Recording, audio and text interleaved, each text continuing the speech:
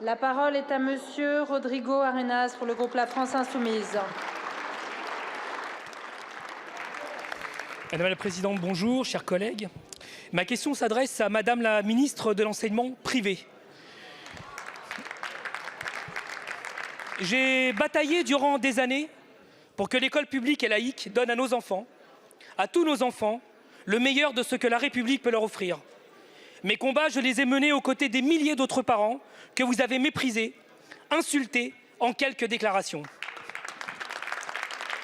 Vous vous êtes simplement moqué de ces élèves et de leurs parents qui voient chaque année des centaines d'heures d'enseignement, de mathématiques, de français ou de langue disparaître en prétendant avoir subi un paquet d'heures non remplacées en petites sections de maternelle situées dans l'un des quartiers les plus huppés de Paris.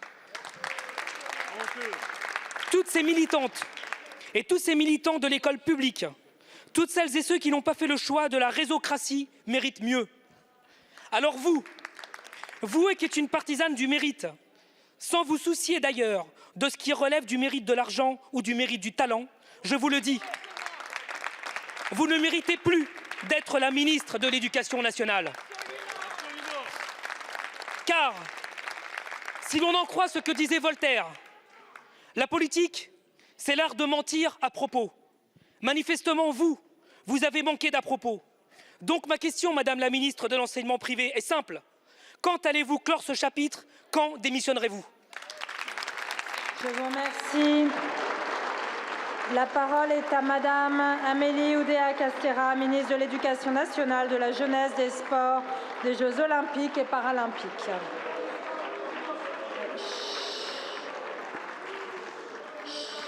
Madame la Présidente, Mesdames et Messieurs les députés, Monsieur le député Arenas, à peine nommée ministre de l'Éducation nationale, j'ai été interpellée par Mediapart sur les choix de scolarisation de mes enfants.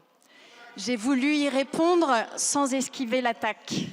Je l'ai fait avec sincérité. S'il vous plaît. Je n'aurais pas dû me laisser entraîner sur le terrain de la vie privée, ni me sentir obligée de me justifier. Aucun parent d'élève ne devrait l'être.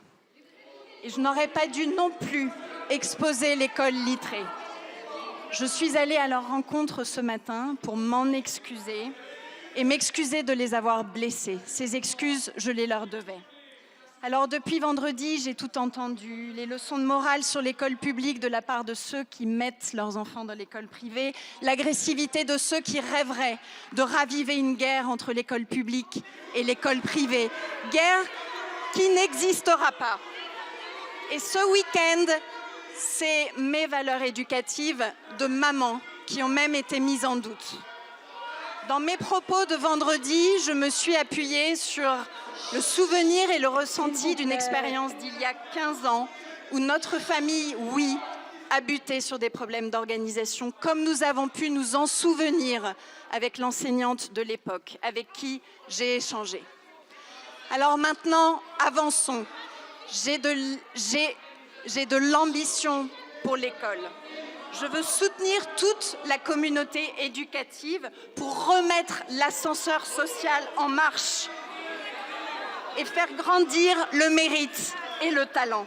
C'est le sens du choc des savoirs et de l'exigence voulue par le Premier ministre, des concertations engagées pour le métier de professeur.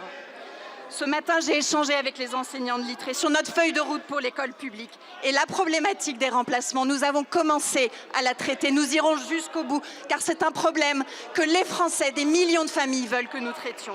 C'est en ce sens que je ferai des propositions au Premier ministre. L'école est la mère des batailles et je mesure l'honneur qui m'est fait de la servir. Merci beaucoup, Madame la ministre.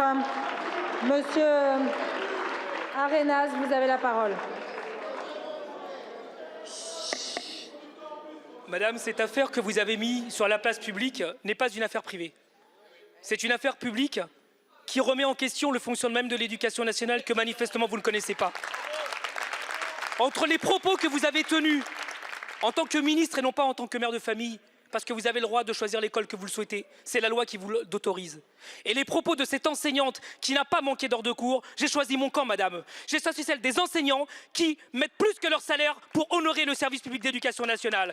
Je vous en prie, Allez chercher l'argent privé que vous avez pour faire en sorte que les Jeux Olympiques se tiennent dans notre pays et redonner à l'éducation nationale ces lettres de noblesse que vous avez abîmées en 2 déclarations. Merci beaucoup.